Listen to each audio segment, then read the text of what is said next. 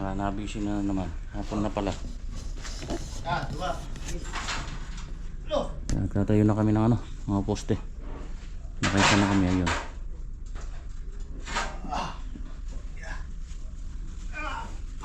Pahirapan.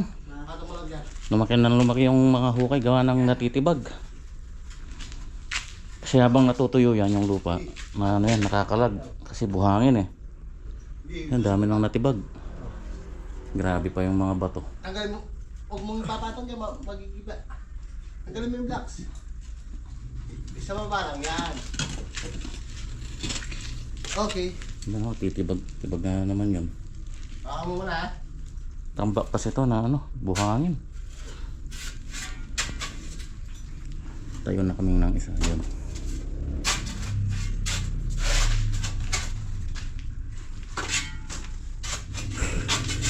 Yung isang poste na yun, yung existing, nilagyan ko ng spike para kumapit siya dito sa poste. Ay, grabe, mainit. Ito nga pala, yung wall ng ano dito, ng counter, kitchen counter, nasa labas. Kahapon ko lang din na ano dun sa drawing eh. Naka-flash pala siya dito, nakalabas yung 60. Ganun pala yun dun sa drawing.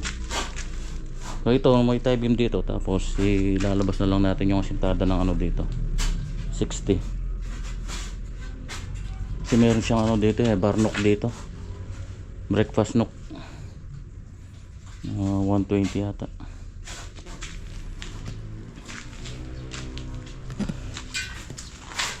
Nalaglag si Calvo kanina doon sa may inapakan siya doon. Yun, may batong malaki. Ito. Nalaglag siya. Muntik na umampas doon sa ano. Buti nasa lupa. Tingnan nyo naman, puro bato. Tibag ng tibag eh. Hirap ko kain.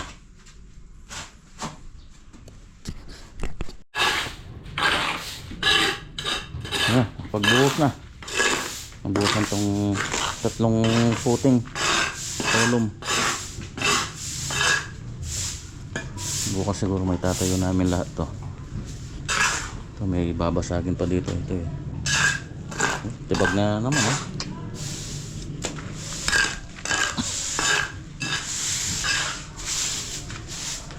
Dito bali magre-reduce tayo ng ano nyan, ng column. Pati dito kasi dapat naka-flash lang yun sa hollow blocks eh. I-reduce natin yun dito. Tsaka yun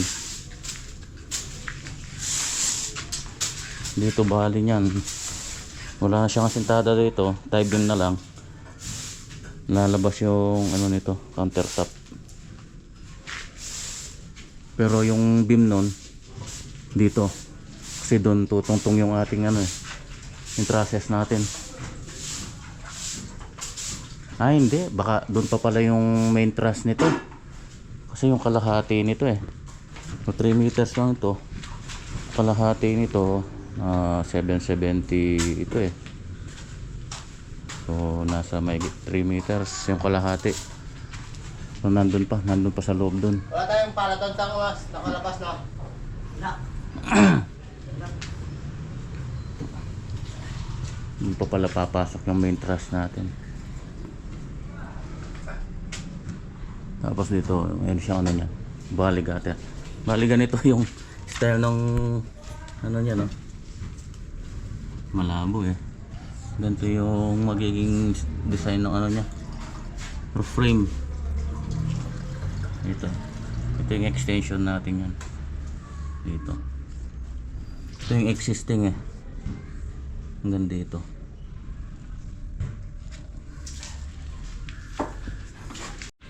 Sumakit yung braso ko kakabali ng ano, tirap. Tigas ng ano, yung 10mm. Hirap baliin. Good morning. Pang day 4 na natin ngayon pala dito Huwebes. Yan, dito na kami lahat pala. Tapos na yung dun sa may chapel. Ayun, ito na namin din yung isa doon. Tapos dito pinabaklas ko yung isang rafter dito, sentrong-sentro eh.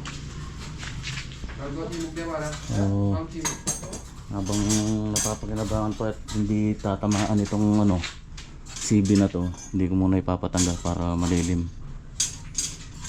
Pagka kailangan ng tanggalin, pag inaabot na, saka na lang namin tanggalin. Grabe yung mga ano, bato-bato na to. Tibag na naman dito. Yun. Tapakan kanina.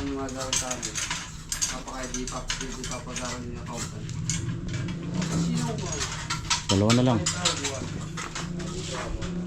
Ay, matatayo lahat yan. Tapos magta-tie-beam tayo. Mamaya papakita ko yung natapos na project natin na maliit doon sa may chapel.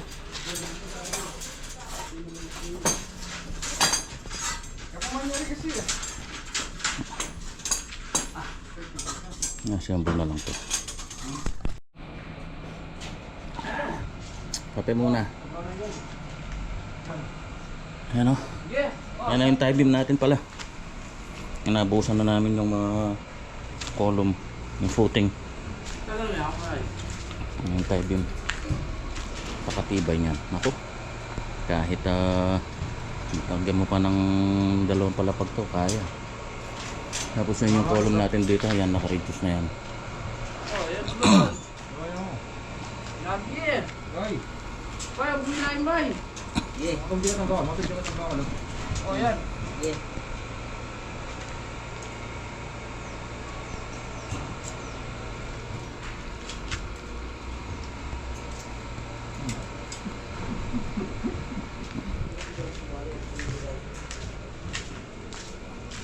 Bukas mabubukasan yung tie beam na yan. Mabot kaya yung pamorma.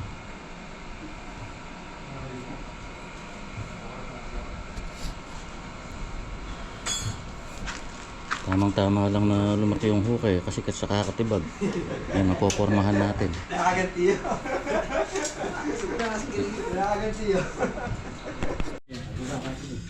Yan na. Splice na lang dito. May nalaglag na namin yung forma. Bukas po pormahan. Yan, ito na yung finished project pala dito. Hindi ko na i-update kahapon eh. Yan, dito pala tatambakan pa pala ng lupa to. Kaya hindi na pinabuhos dito. Kulang pa pala sa tambak to. Yan o. Ang ganda-ganda.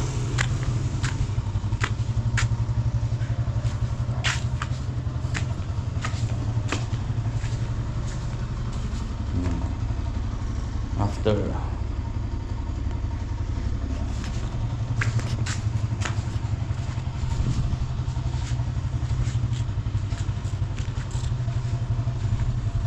ayos.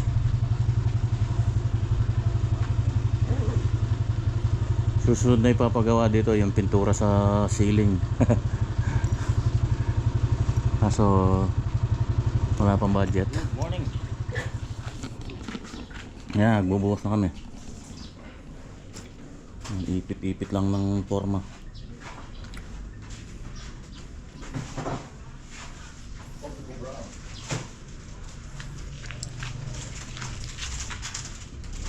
Kung anong size ng stirrup natin dito sa poste, yun na rin yung ginamit namin dito sa tie beam.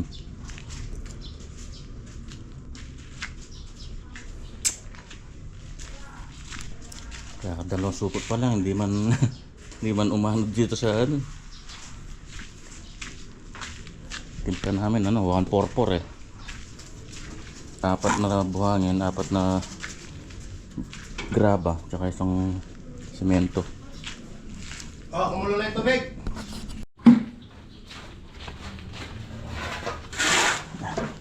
Nalahati na. Yun o. Ano pala, ano na yan? Pang 8 supot. Una, 2, tapos 3. Bubos to hanggang siyang.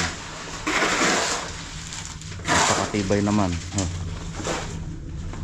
Standard yan.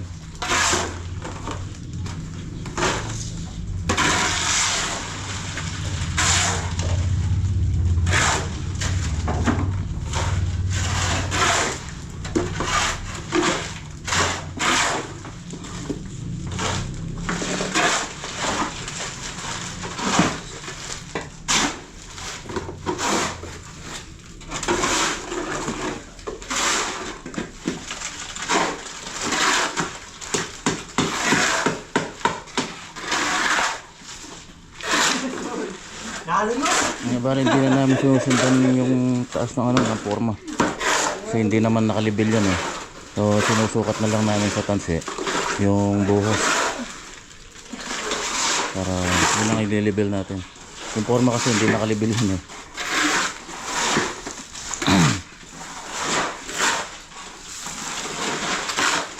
So reference pa rin natin dito sa ating layout. Yung tansi yan, nakalibil yan.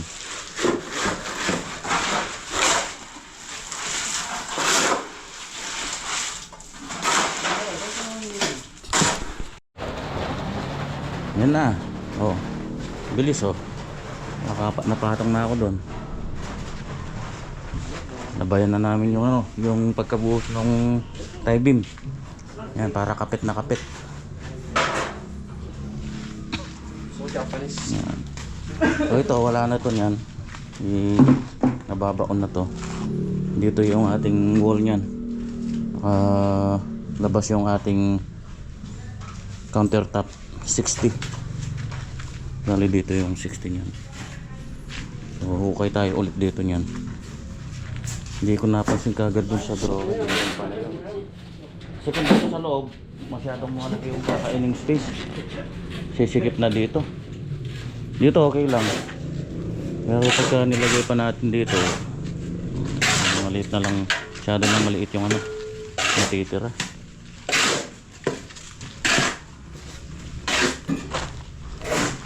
Nandito kasi sabi ko nga nung nakaraan min-maximize ko na yung ano niya dito. Hindi na kasi pwedeng i-extend pa yon. Pagdating dun sa roof eave natin lalabas na dito sa property line eh. So halos sakto-sakto lang yan eh. Kasi 1 meter yung roof eave plus yung ano pa natin gutter. Kaya saktong-sakto lang dyan. Katulis kasi yung lote. Tingnan nyo. Palit dun. Tapos dito ganyan din. Wala sa ayos yung ano. Dito din. Palit siya din dito. Doon sa harapan maluwag. Doon ganun din. Pasikip din siya doon. Dito sa likod. So yung harapan nito nag-layout kami yata dito nun doon sa harap. Kumuha kami na, doon kami nakaparallel doon sa kalsada. Dito sa harap. Dito ang laki oh. Dito pa lang yung point niyan. Tapos doon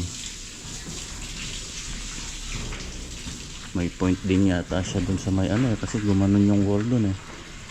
Ewan ko lang kung yan talaga yung sukat ng lote. Tatlong patong horizontal.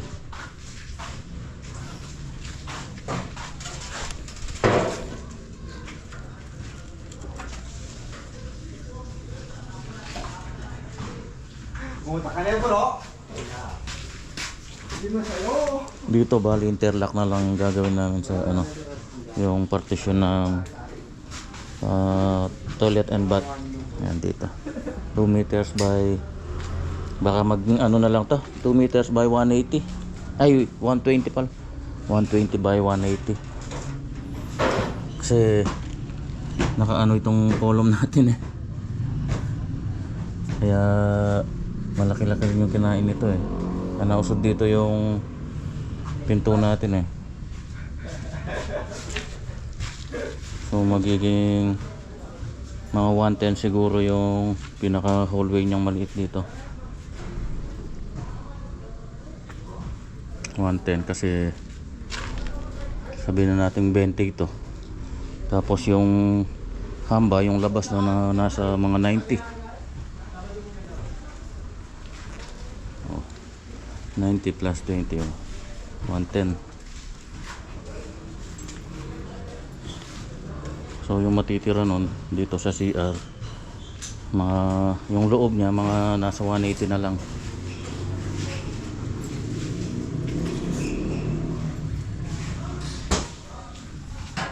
Yan, bukas medyo makakapagpatag-patag na pag-backfill na ng konti.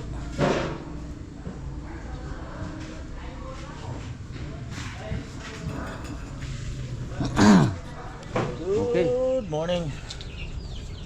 Sabado tayo ngayon. Payday. Lamig, grabe, napakalamig. Mamaluktot ako sa kama. Napakalamig hanggang ngayon, malamig. Sus.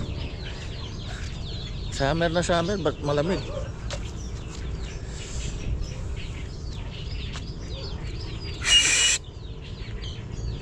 Grabe yung tinaas ng ng presyo ng mga materyales.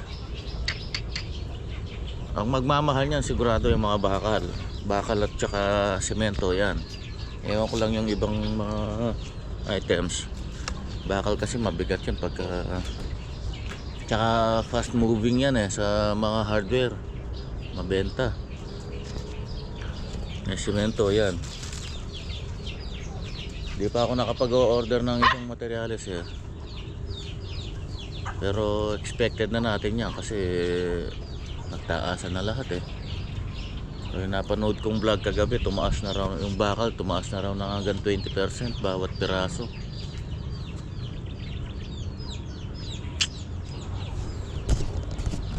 Dahil pa hinog dito. Ako may nakuha akong isa dito, hinog na ito, wala na. Pero pagka umulan yan, makakabawi pa ito. Dami nating sisiw, grabe. Namisa halos sabay-sabay. Ito yung 6. Ganda na rin bumawi. Tapos may nangingitlog dyan, may ewan ko sana lumipat.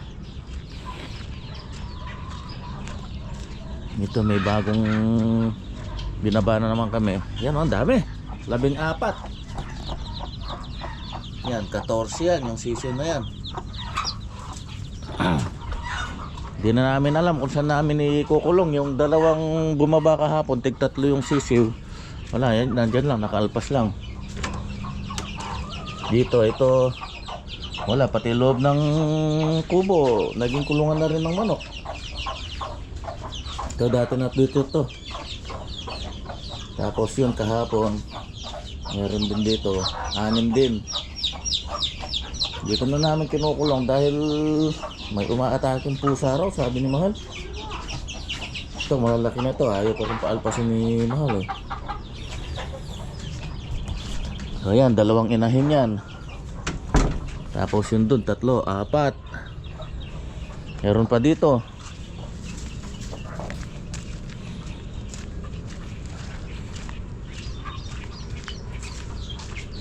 Ito, pang 5 inahin.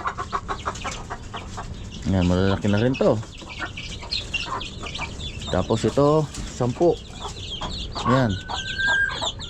Pang 6. Mamibisa na rin yun.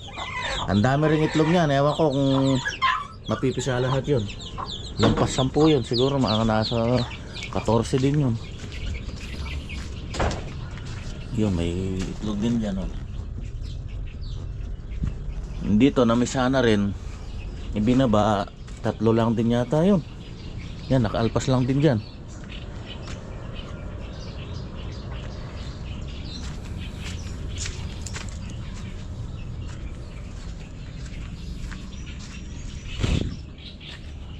Ito yung mga bibir. Lakas ng mga bibir. Bumawi, ayan Yung isang bibe naglilimlim na rin. Andun, daming itlog. 20. 20. Lamig, tara na.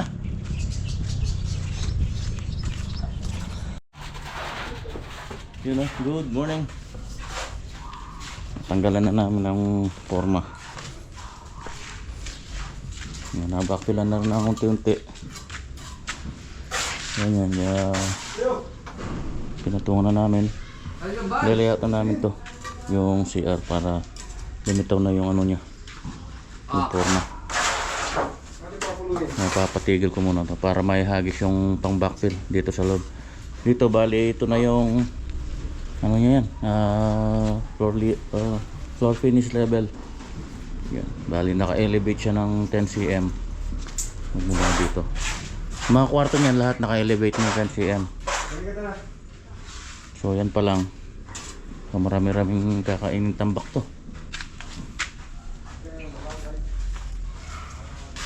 Dami.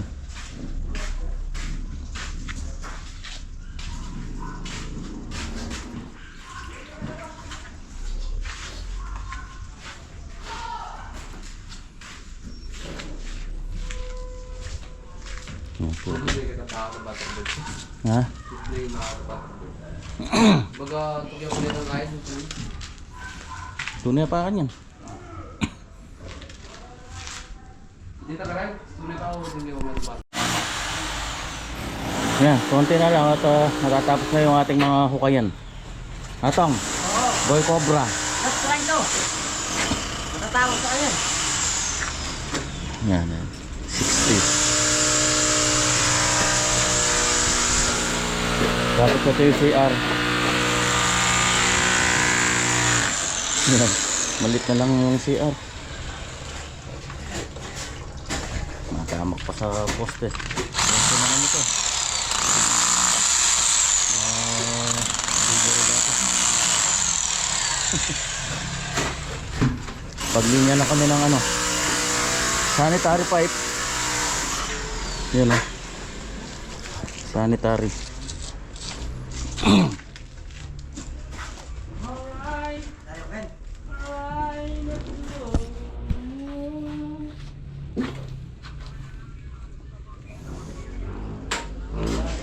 Halos ano na dito. Dapat taas kasi dito eh. Mahabol naman dito sa tambak.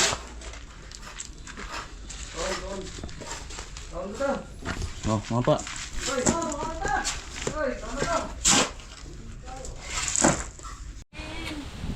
Ayun, nandun tayo sa Kubo.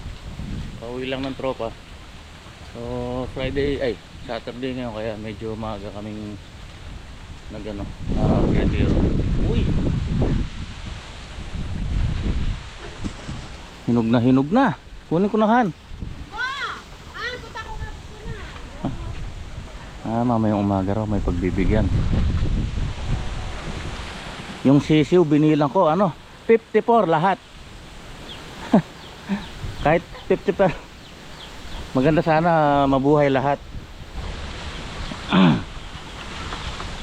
So dito merong 6, may 6. Ilan yung inahin na 6 yung sisiw? 1, 2, 3, 4. Tig 6 sila. Tapos yung dalawa tig 3.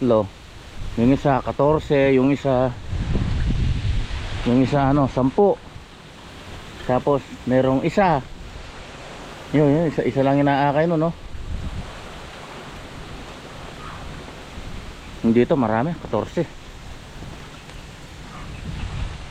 Yun yung naglilimlim doon, 20. Tinignan ko ngayon, 20 yung itlog. Goods lahat. Yung isa nabugok yung isa, tinanggal ko na. Sinisilip ko lang sa sa flashlight ng cellphone. Hindi pare-parehas yung hindi pare-parehas yung itlog. Kaya merong pa lang, yung bata pa lang yung kanyang similya. Merong na, maitim na, malapit ng mapisa. Kasi hindi lang isang kasi yun eh. Hindi lang isang yun, baka 3 pa yung nangingitlog dun eh.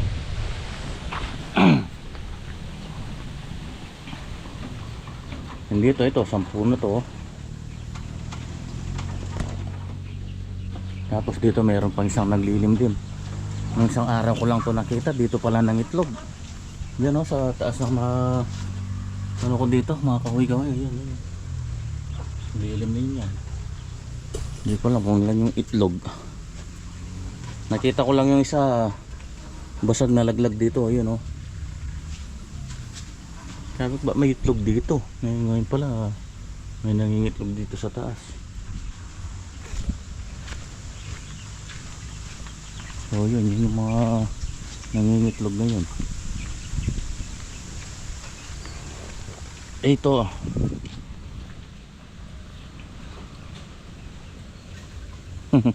Parang puso.